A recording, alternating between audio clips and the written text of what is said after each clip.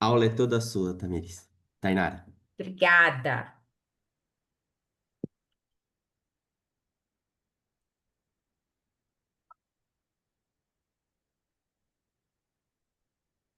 Todos veem minha apresentação?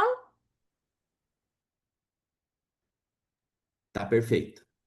Perfeito, gente. Mais uma vez, boa noite. Sejam todos bem-vindos. É muito bom poder estar aqui na comunidade de ortopedia da Anclivepa São Paulo, falando pela primeira vez, estreando aqui na comunidade.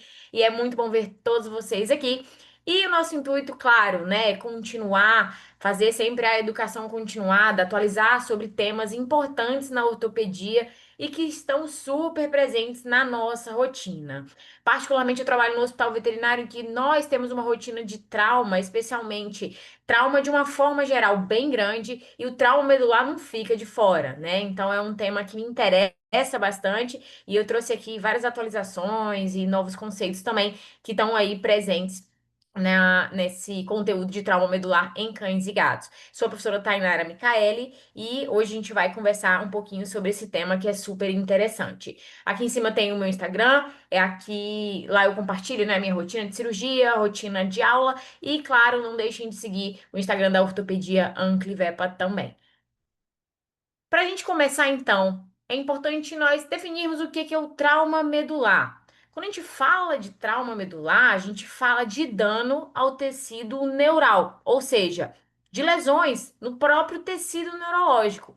E esses danos, eles, além de serem frequentes na nossa rotina de atendimento, né, especialmente para quem tem uma rotina de trauma ali bastante importante, são danos que normalmente são graves, trazem consequências importantes para os nossos pacientes.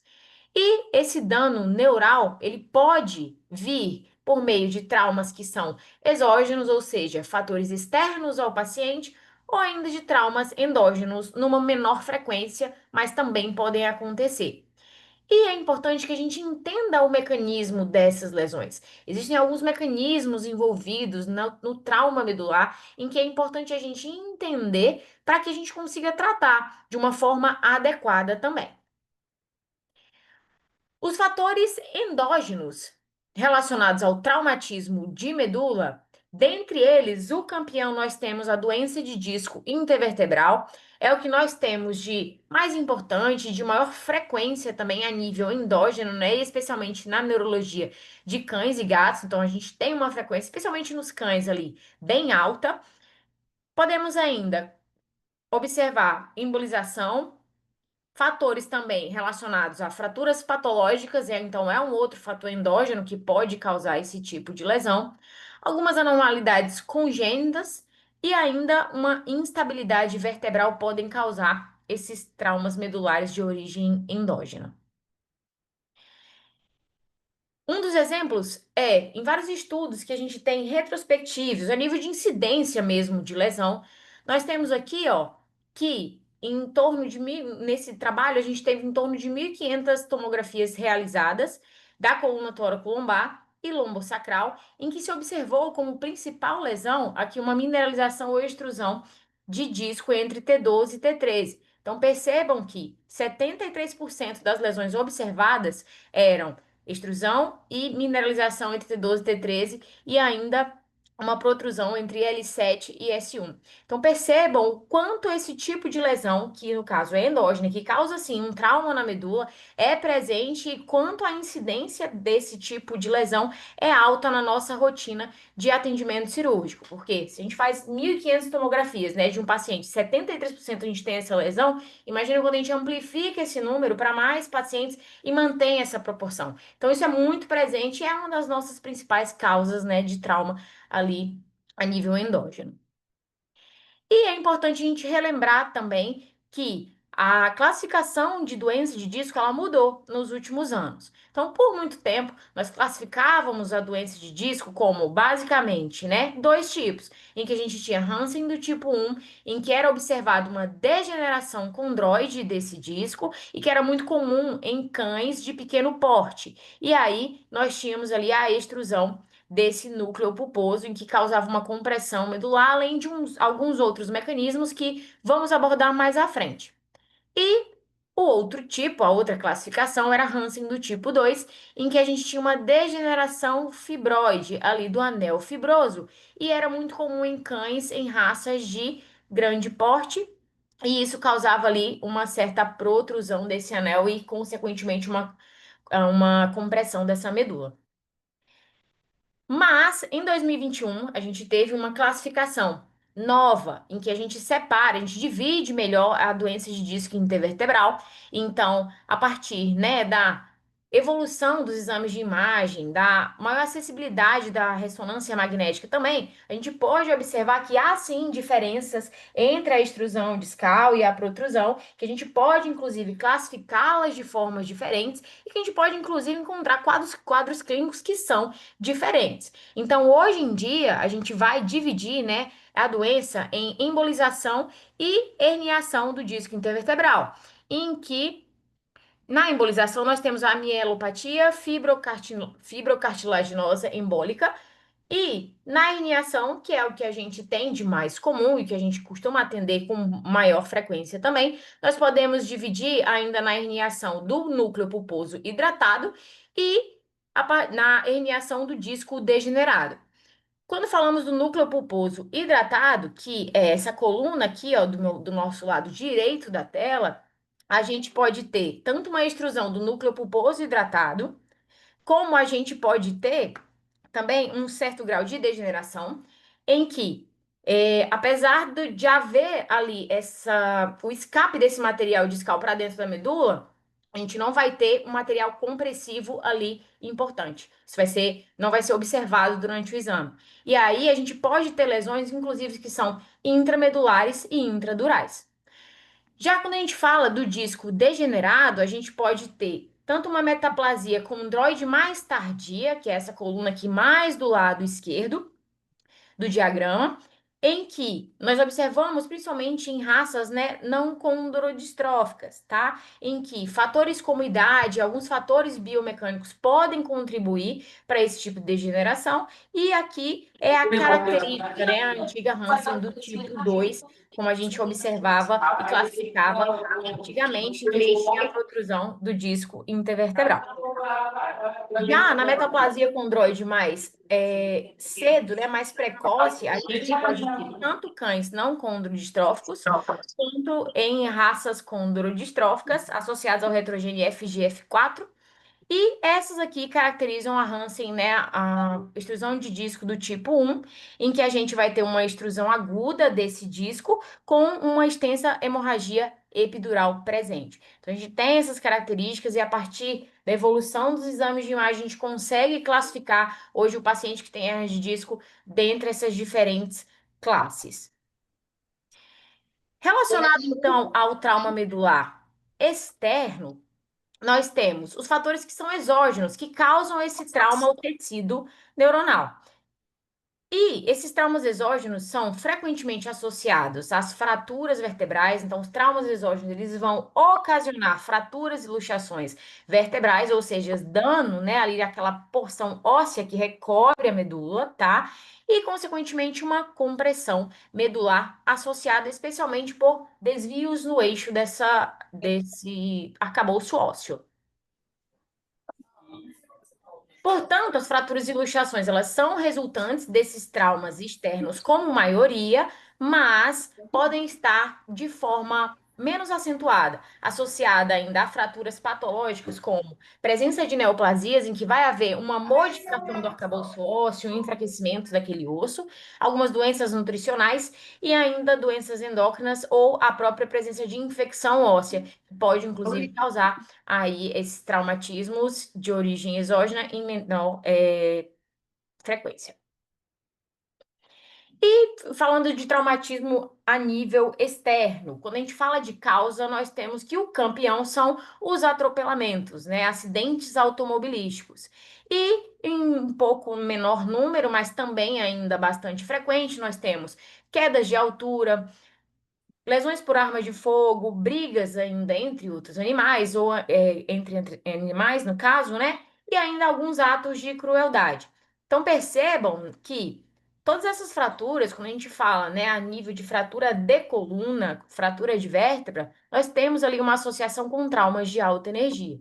Portanto, se temos trauma de alta energia, nós temos que pensar que uma vértebra, nós temos um tecido medular que está envolto por várias vértebras, que é um arcabouço ósseo que protege aquela medula. Só que ao redor da vértebra, a gente tem diversos tecidos moles, inclusive temos estruturas que são valiosas para a vida desses pacientes. Dentre elas, por exemplo, quando falamos de coluna torácica, nós observamos ali tórax e tudo que há dentro do tórax.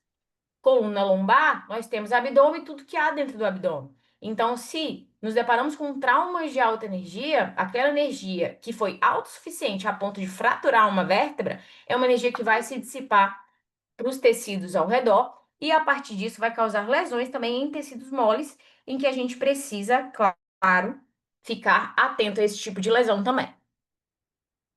E falando de incidência, quando a gente fala ali de fratura vertebral e de luxação, nós temos uma incidência relatada em literatura em torno de 10% de todos os problemas neurológicos de pequenos animais. Então, é uma incidência alta, ficando ali atrás apenas de hérnia de disco. Quando a gente fala principalmente de clínica neurológica de cão, a hérnia de disco ganha, mas se a gente tirar a hérnia de disco, logo em seguida vai vir fratura e luxação. E isso ocasiona lesão grave, que a gente precisa se atentar e tratar o quanto antes para que a gente tenha bons resultados pós-operatórios e também dê qualidade de vida para esses pacientes. Já nesses animaizinhos aqui, em gatos, aqui a história muda um pouco. A gente vai ter que são animais menos acometidos por discopatias. Então, neles, a frequência de aparecimento de trauma medular, ou seja, trauma de tecido neuronal decorrente de discopatia, é mais baixa. Aqui, as fraturas e as luxações decorrentes de traumas exógenos são bem mais proeminentes, são mais presentes na clínica de felinos.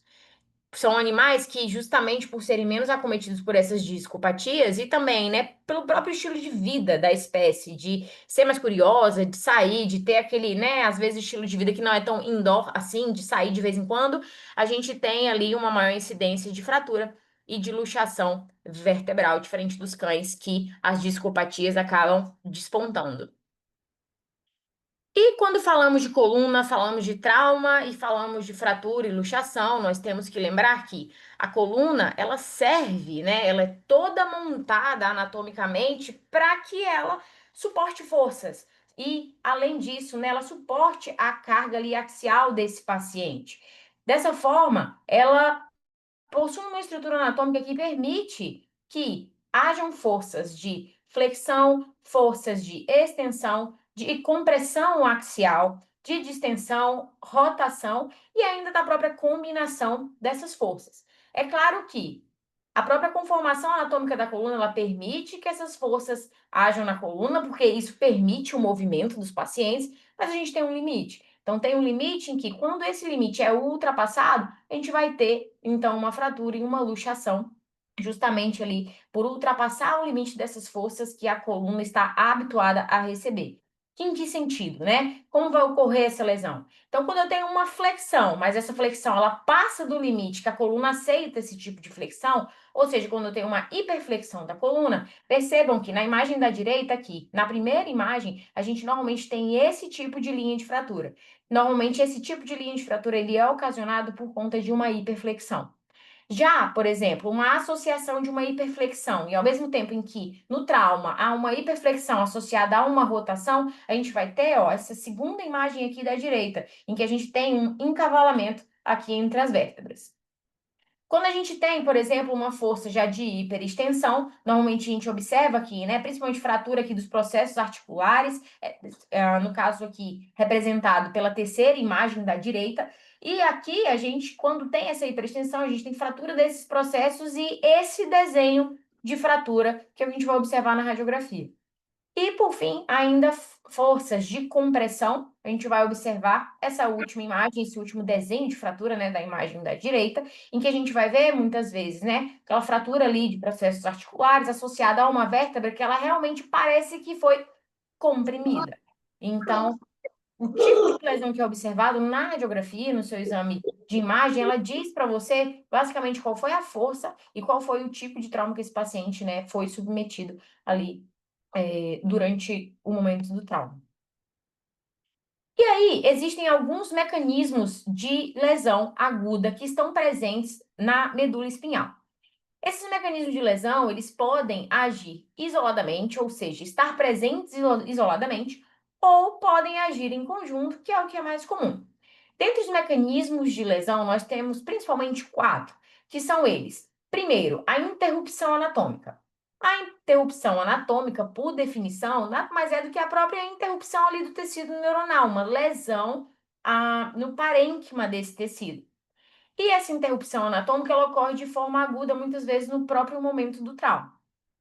Já lesões compressivas são aquelas lesões em que ocorre por algum material que não deveria estar presente dentro do canal vertebral, está lá presente, causando uma compressão nessa medula. E isso pode ser desde material de disco, como próprios fragmentos vertebrais. E isso pode ocorrer também, a compressão, ela pode ocorrer já ali, né? Logo após o trauma inicial. A concussão, que é um terceiro mecanismo de lesão aguda, é o tipo de lesão que é ocasionada devido a uma pancada. Então, aquela força aguda que causou aquela lesão ali na coluna não necessariamente interrompeu anatomicamente aquele tecido, mas a própria lesão da pancada ali causou morte daquele tecido. E isso acontece muitas vezes no próprio momento daquela lesão primária, ou seja, assim que o trauma acontece. E, por fim, a isquemia também é um mecanismo de lesão que acontece muito, né, no tecido neuronal de uma forma geral, e basicamente ela é ocasionada pela perda da regulação arterial, pela perda da regulação sanguínea do tecido neural.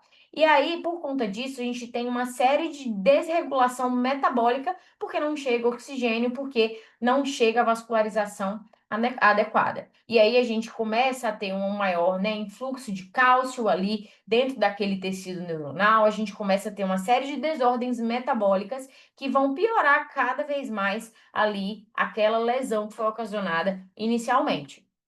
Então, vamos aqui dar um exemplo rápido, né? Quando nós temos uma lesão, por exemplo, de extrusão de disco, uma lesão de extrusão discal, dificilmente ela vai causar uma interrupção anatômica, por exemplo, ali do tecido neural. Contudo, a força da pancada com que o disco vai para dentro do canal vertebral vai causar ali uma concussão. E, consequentemente, se aquele material fica lá dentro do canal, causando uma compressão na medula, nós temos os dois mecanismos. Então, a gente teve uma lesão concussiva no primeiro momento, e por conta daquele material estar ali dentro do canal, a gente tem também uma lesão que é compressiva. Já, por exemplo, em caso de fratura e luxação, principalmente em fraturas em que a gente tem, né, ali um grande desalinhamento da coluna, nós podemos ter já inicialmente no primeiro momento ali uma interrupção anatômica desse tecido neural. E, consequentemente, né, outras lesões, como uma isquemia ou então uma própria compressão, assim, principalmente se estiver associado a pequenos fragmentos ósseos que fiquem ali dentro do canal vertebral.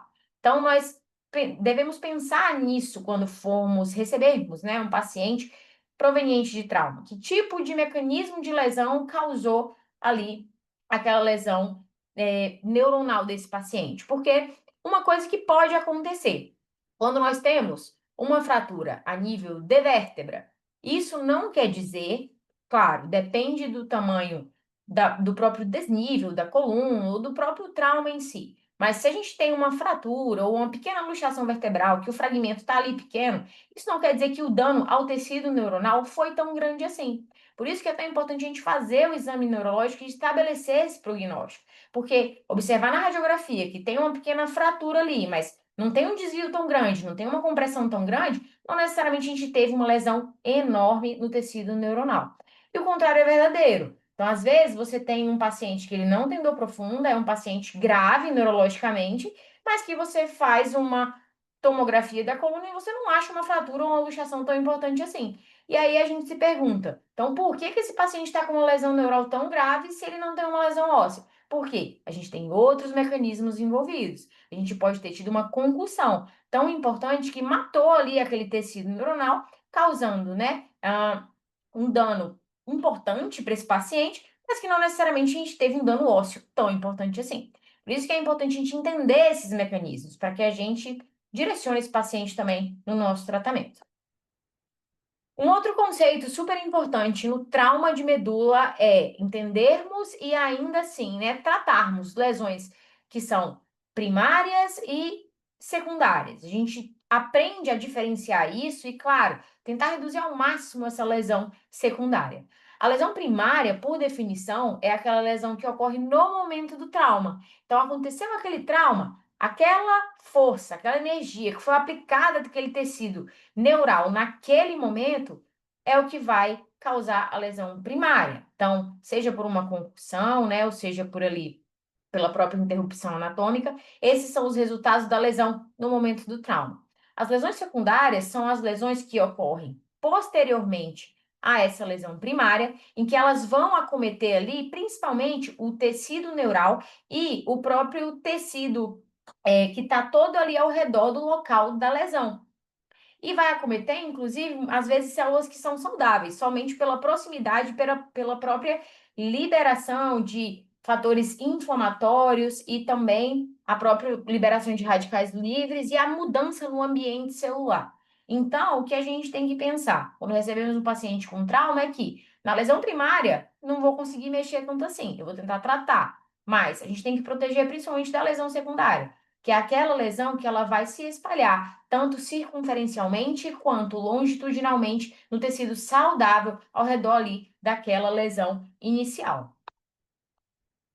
E aí, quando falamos de lesão secundária, nós falamos de uma série de alterações bioquímicas, alterações celulares que ocorrem devido ao trauma inicial, ocorrem posteriormente a esse trauma inicial. Então, o que acontece está bem representado aqui nesse diagrama. Eu costumo falar que é meio que uma loucura, né? São muitos eventos biológicos, muitos eventos bioquímicos que acontecem e que vão causar ali a morte daquele tecido, né, de apoio, aquele tecido lá que está ao redor e do próprio tecido neural que está ao redor do lugar em que houve a lesão inicial. Então, a gente tem uma lesão primária, a partir dessa lesão primária, eu vou ter, devido às alterações metabólicas, né, o aumento do influxo de cálcio. A partir disso, eu posso ter formações ainda de trombose e formação de isquemia, e percebam que essa isquemia, né, ela pode ser ocasionada tanto por alterações ali que são bioquímicas, mas também pela própria presença ali da própria inflamação ou ainda de fatores que são compressivos, que vão causar uma isquemia, vão causar uma desregulação na oxigenação desse tecido neural. Em seguida, eu posso ter ainda, né, justamente por conta do aumento desse influxo de cálcio, uma disfunção mitocondrial, liberação de fatores inflamatórios, mediadores inflamatórios que vão causar danos ali, e justamente a apoptose, ou seja, vão induzir a morte dessas células saudáveis que estão ali ao redor. E a gente pode ter ainda, né, o próprio edema citotóxico e aumento da citotoxicidade e, consequentemente, morte celular. Isso tudo porque a gente tem lesões em que vão haver uma grande liberação de radicais livres e de mediadores inflamatórios, em que são justamente resposta da peroxidação lipídica e que isso vai ser uma resposta secundária ali àquele trauma mais inicial. E a gente precisa tratar essa lesão, porque isso aqui piora o quadro do nosso paciente se a gente não intervir. Uma coisa que sempre deve ser esclarecida e que deve ficar clara também para nós que fazemos os tratamentos é o risco relacionado ao suporte à vida. Ou seja, sabemos com que tipo de lesão estamos lidando. Nós sabemos que a mielomalácia ascendente é uma realidade que ela pode sim acontecer, então nós temos que ficar de olho nela e tentar tratar justamente essas lesões secundárias ali. E, ao mesmo tempo, sabemos também que lesões mais craniais, quanto mais próximas ali do encéfalo, por exemplo, né, lesões mais cervicais, são lesões que são mais graves do que lesões que são mais caudais. Então, uma lesão mais cervical ou a própria nível de encéfalo ali é uma lesão que é mais grave, que tem um risco, né, maior justamente de morte. Além disso, nós temos que ter claro o risco relacionado à qualidade de vida. Então, é saber a possibilidade e saber o quanto esse paciente pode realmente retornar às funções anteriores e retornar a atividade motora, por exemplo, e claro, sempre deixar isso claro com os tutores, alinhar tudo isso antes de instituir o seu tratamento e conversar sobre as possibilidades ali de melhora e de retorno à função normal. Então, como nós abordamos um paciente com um possível trauma medular? Primeiramente, como citei anteriormente para vocês, a gente tem um tecido nervoso que é coberto por diversas vértebras que tem osso, mas que ao redor daquilo tudo a gente tem muitos órgãos importantes. Por exemplo, caixa torácica e tudo que tem dentro dela, e abdômen, tudo que tem dentro dele. Então, nós sempre devemos fazer o XABC do trauma. Os pacientes são politraumatizados, são traumas de alta energia. Então, é muito comum que outros tecidos ali ao redor também possuam uma lesão, inclusive lesão que pode matar esse paciente muito mais rápido do que a própria fratura em si. Então, isso sempre deve vir primeiro o atendimento emergencial desse paciente. Após o atendimento emergencial e estabilização desse paciente, a gente faz o exame neurológico minucioso para que a gente localize essa lesão, peça os exames de imagens adequados e, claro, vai realizar também a analgesia, sedação e ainda às vezes o controle da própria ansiólise desses pacientes.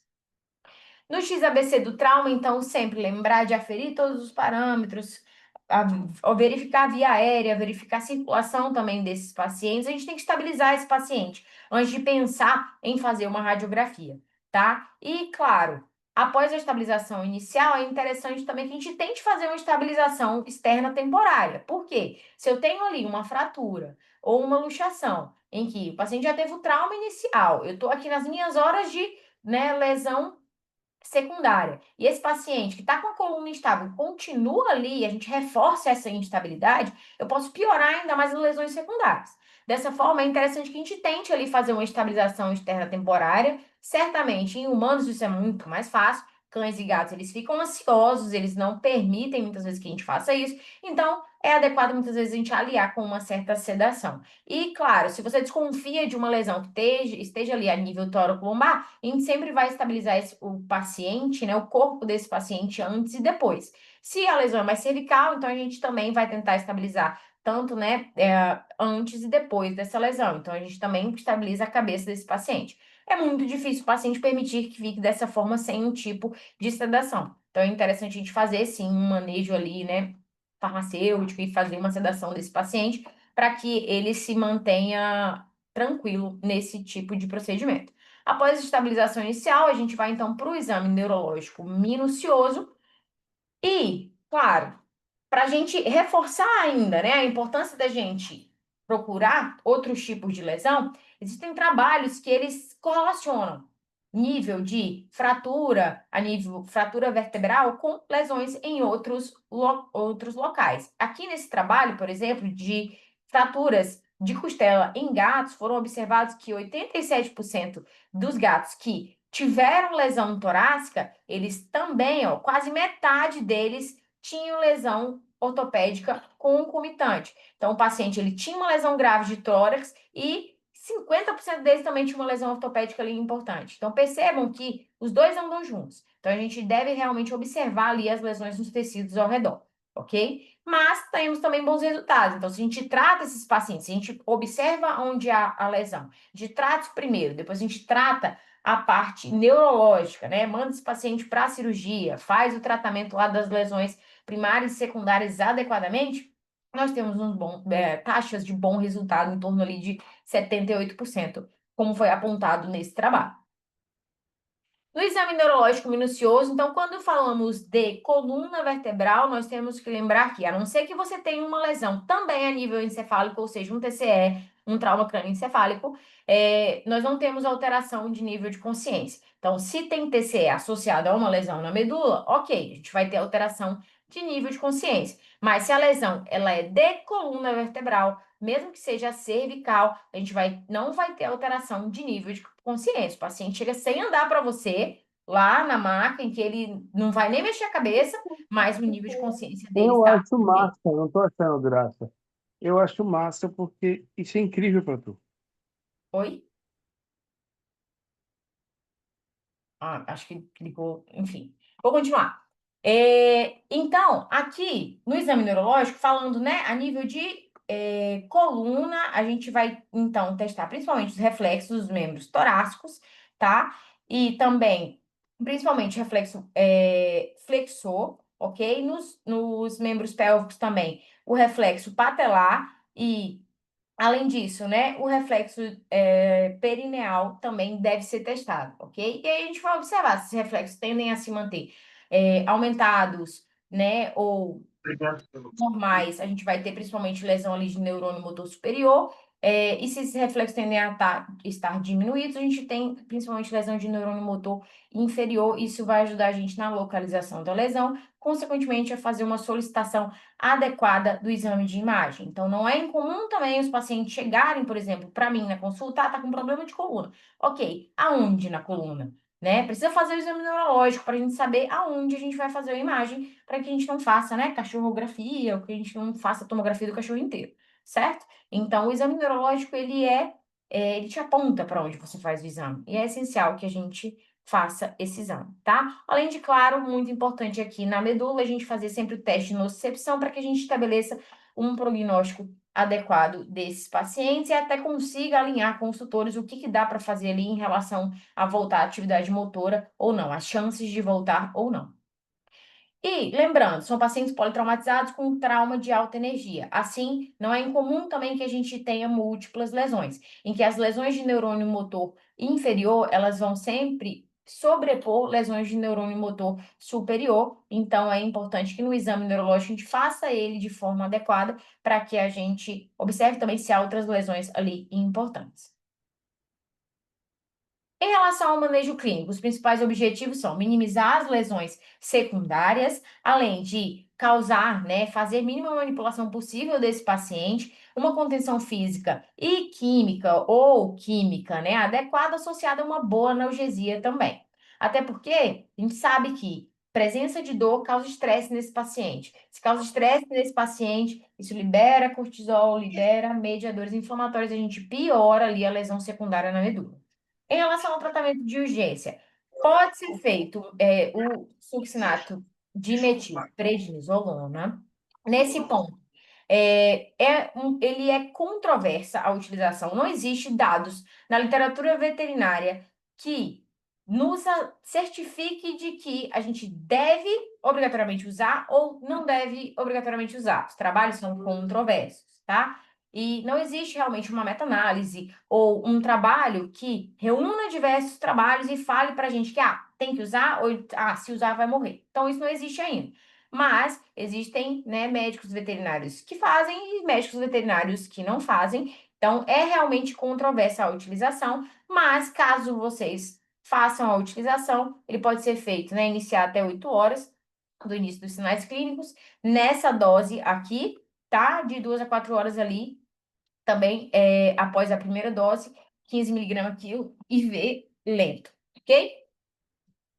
Após isso, né, as primeiras 24 horas, a gente vai fazer a utilização de anti-inflamatório não esteroidal. Então, se for usar no trauma, se for usar corticoide, se prenda ao succinato de metilprednisolona. Os demais, não faz, tá? É o que a gente tem mais ou menos direcionado ali na literatura, certo? Deem preferência aos Alzheimer's. Então, de preferência também o carprofeno, nessa dose que está aqui apontada de 2,2 mg quilo BID até o ato cirúrgico. Além disso, associar analgésicos, como tramadol, dipirona e morfina, dentre outros, tá? E o tratamento cirúrgico deve ser feito o mais precoce possível. Em relação, né, após o exame neurológico, então, você sabe onde é que está a lesão, a gente vai fazer os exames de imagem. As radiografias, sempre em 2 projeções ortogonais, porque como vocês podem observar aqui, às vezes em uma projeção só não parece, né, nessa imagem da direita, por exemplo, que a lesão é tão grave assim. Quando você faz na outra projeção, é que você vê realmente que muitas vezes a lesão é maior do que você imaginava. Então, sempre em 2 projeções, porque a gente tem uma visão que ela é bidimensional na radiografia. Ele é um método de entrada, né? Ele é barato, ele está presente na maioria dos serviços, mas é um método que há limitações, certo? E ele tem uma sensibilidade ali moderada para fratura, em torno de 72%, subluxação de 77,5%, mais ou menos. Mas com a radiografia a gente consegue, né, um diagnóstico ali que é rápido, que é barato e muitas vezes, se houver necessidade, a gente evolui ali para um exame de imagem que ele é mais avançado. A tomografia computadorizada, ela nos permite imagens transversais. Isso é extremamente interessante, especialmente para o planejamento cirúrgico, que a gente consegue medir ali o comprimento, né, do corpo vertebral e consegue saber exatamente quanto de parafuso e o tamanho do parafuso você vai usar, tá? Ele faz essa avaliação multiplanar, então isso é uma grande vantagem, e ele é muito bom com sensibilidade de 99% para lesões ósseas. Então, tá com suspeita de fratura, ou viu uma fratura no raio-x, que você acha que aquela fratura não é só aquilo que você tá vendo no raio-x, manda para tomo que ela vai te esclarecer com bem mais detalhe e vai te ajudar no planejamento da cirurgia também. A ressonância magnética também é um método extremamente interessante, mas principalmente para lesões de tecido mole. Então, aqui, para avaliação de tecido neuronal, ok? Lesões de medula espinhal que às vezes são difíceis de visualizar na tomografia computadorizada. Então, lesões de disco, de ligamento, lesão vascular ou de tecido mole, a gente dá preferência à ressonância magnética.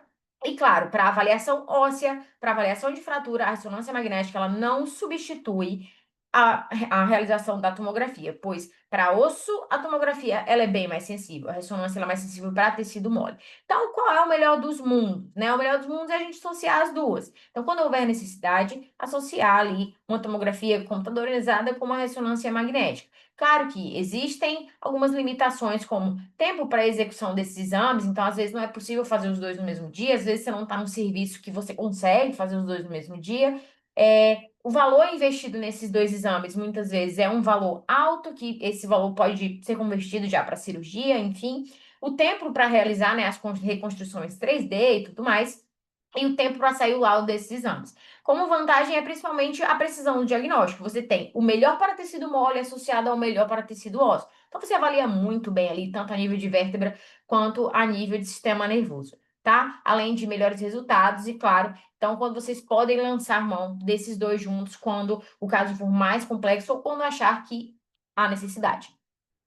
E o que faz a gente tomar nossa decisão cirúrgica quanto a levar esse paciente para a mesa cirúrgica ou não, né? A gente tem uma teoria, que é a teoria dos três compartimentos. Em princípio, essa teoria ela foi criada na medicina e ela divide as vértebras em três compartimentos em que nós temos o compartimento dorsal, que envolve aqui, né, todo esse quadro aqui, ó, azul, né, esse azul mais escuro, mais dorsal aqui em cima, que vai envolver desde os processos articulares, os pedículos laterais, lâmina dorsal e ainda o processo espinhoso dorsal. Nós temos o compartimento médio, ó, que é entre essas linhas pontilhadas, que vai ser ali, ó, um quarto da região dorsal do disco e intervertebral e do corpo vertebral também, e também o ligamento longitudinal dorsal. Já o terceiro compartimento, que é o compartimento ventral, nós temos ali, ó, 3/4 tanto dos discos quanto do próprio corpo vertebral, e associado ainda nós temos o ligamento longitudinal ventral. Então, nós temos os três compartimentos. E aí, quando a gente tem dois ou mais desses compartimentos envolvidos por uma fratura ou por uma luxação, nós temos uma fratura ou luxação que é instável. Assim, esse paciente precisa ir para a cirurgia. Ou seja, dois ou mais compartimentos, o paciente vai para a cirurgia, necessita de estabilização. Um compartimento só, esse paciente pode ser tratado com um tratamento conservador, tá? Claro, sempre reavaliando esse paciente, porque às vezes ele tem fratura em um compartimento só, você manda para casa, o paciente não faz repouso, ele volta totalmente fraturado. Então, tem que ficar de olho nesse paciente. Em relação ao tratamento conservativo, nós temos repouso absoluto, né, de preferência numa caixa de contenção, por cerca de 30 a 60 dias. Isso é difícil de ser realizado pelos tutores. Você fala isso para eles, eles têm pena de deixar o cachorro preso, mas é o que é recomendado, tá? E claro, associar analgésicos, anti-inflamatórios por tempo indeterminado. Além disso, tratamento de fisioterapia e reabilitação associada, principalmente para que a gente não tenha uma perda muscular ali muito importante, e reavaliações semanais para observar o quadro clínico desse paciente, o quadro neurológico desse paciente. E caso a gente tenha fratura de dois ou mais compartimentos, a gente vai escolher a técnica cirúrgica para realizar a estabilização. Existem diversas técnicas descritas, dentre eles a utilização de parafusos ali a nível, né, de corpo vertebral, tá? Além de placas ósseas convencionais que podem ser utilizadas, pinos de Steinman associado com PMMA, os parafusos muitas vezes a gente associa com o PMMA também, Fixação segmentar espinhal, essa é uma técnica que é um pouco mais antiga, né? Mas que podem ser colocados pinos e fixar esses pinos com fios de cerclagem ali nos processos espinhosos e processos articulares. Placas bloqueadas com parafusos monocorticais também podem ser utilizados. Acredito que o grande desafio das placas seja o tamanho dos implantes e também a gente acertar ali, né? Principalmente o orifício da placa com o corpo vertebral ali do paciente, para que a gente não pegue disco. Então, tem alguns macetes ali para a gente colocar a placa, dificulta um pouco. Quando a gente compara ali um pouco com o parafuso, a aplicação dos parafusos é mais fácil. E o que tem sido, né, feito ultimamente, principalmente são os parafusos poliaxiais, no caso, né? Os humanos são parafusos pediculares, mas o pedículo dos nossos pacientes é muito fininho. Então, não dá pra gente colocar parafuso no pedículo, a gente acaba colocando no corpo vertebral, tá? E aí, por isso que a gente chama de parafusos poliaxiais, que são parafusos que, semelhante a um parafuso normal, a diferença é que você consegue encaixar ele ali numa barra e ele fica como se fosse um fixador interno fixador externo, interno, né? Dentro da coluna. Tá? E isso tem sido lançado, né, na medicina veterinária. A gente já tem marcas nacionais que têm esse tipo de sistema que é extremamente interessante, facilita bastante o nosso procedimento cirúrgico. E em relação à descompressão, né? Quando a gente realiza juntamente com a estabilização a cirurgia de descompressão, que pode ser tanto uma laminectomia dorsal ou uma hemilaminectomia, vai depender do seu tipo de fratura e também da localização da lesão. Então, quando deve ser realizada a descompressão cirúrgica? A gente deve pensar em descompressão se 30 a 50% do canal estiver comprimido. Ou seja, eu tenho uma fratura ali que ela já foi operada um pouco mais velha, quando se faz a redução, você acha que não reduziu ela perfeitamente, que você não conseguiu trazer de volta ali aquele canal vertebral perfeito, como estava antes, ou pelo menos próximo disso. Aí a gente pensa numa descompressão. Mas, também, né, em casos em que eu tenho fragmentos ósseos importantes dentro do canal, temos que fazer a descompressão, certo? Então, em casos em que eu tenho, seja fragmento ou algum outro material comprimindo o canal, eu preciso fazer a descompressão. Em casos em que eu fiz uma boa redução da minha fratura novinha, não é uma fratura ali que eu tenho muito fragmentos dentro do canal. Eu fiz uma boa redução anatômica, não necessita de descompressão, certo? Esse é mais ou menos ali o que a gente tem de recomendação para realizar ou não a descompressão junto. E claro, isso varia muito com o cirurgião também. Tem cirurgião que fala que sempre descomprime, tem cirurgião que fala que não descomprime, ou que só descomprime, né? Quando realmente acha que há necessidade, quando há fragmento dentro do canal, por exemplo. Ok?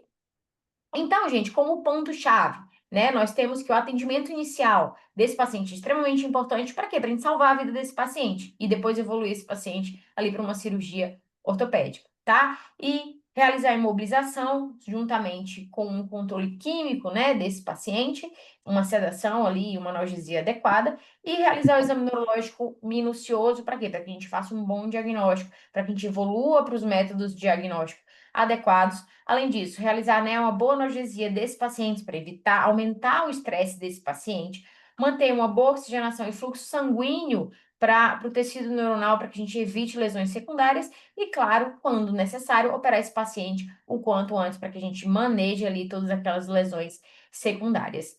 Eu agradeço a presença de cada um de vocês, tá? Obrigada por estarem aqui hoje. Estou disponível para as dúvidas. E lembrando que semana que vem, na terça-feira, 8 horas, a gente vai ter aula novamente, tá? Com o professor Denis Prata, falando de fraturas de rádio ulna em TOS e os desafios aí das cirurgias ortopédicas. Gente, muitíssimo obrigada e estou aberta às dúvidas.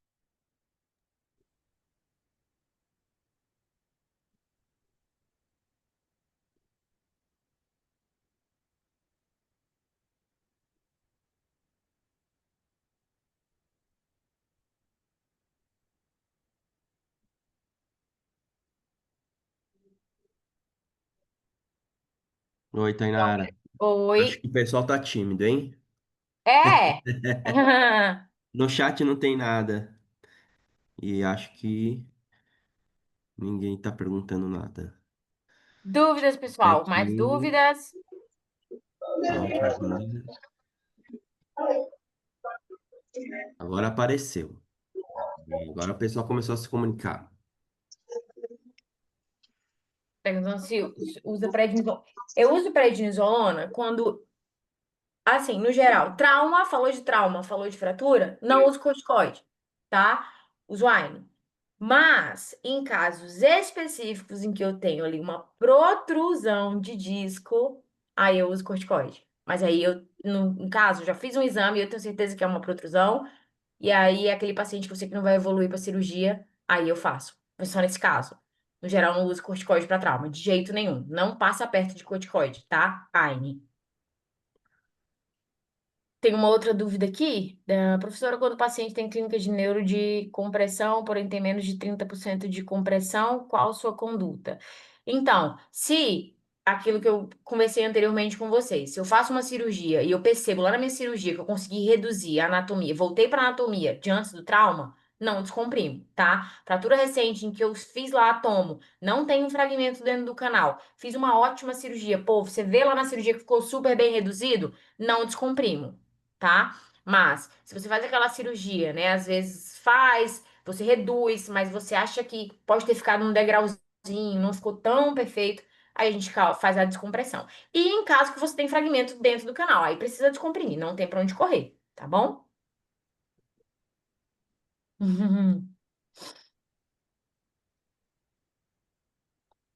Medicação. Tá. Então, triacinolona eu nunca usei. Hector, nunca usei. Quando eu uso a Pred, e aí nesses casos que eu te falei, de protrusão de disco, tá? Aí eu uso a Pred e tenho bons resultados, mas é isso, eu faço todo o exame neurológico, faço exame de imagem, e aí depois eu decido isso. No geral, eu entro primeiro com AINE para depois trocar, tá? Eu passo longe de corticoide, tudo bem? E triacinolona não tenho usado, não sei se você tem o costume de usar, mas eu mesmo, Tainara, nunca usei. Fico na Pred, tudo bem? Ou na metilprednisolona.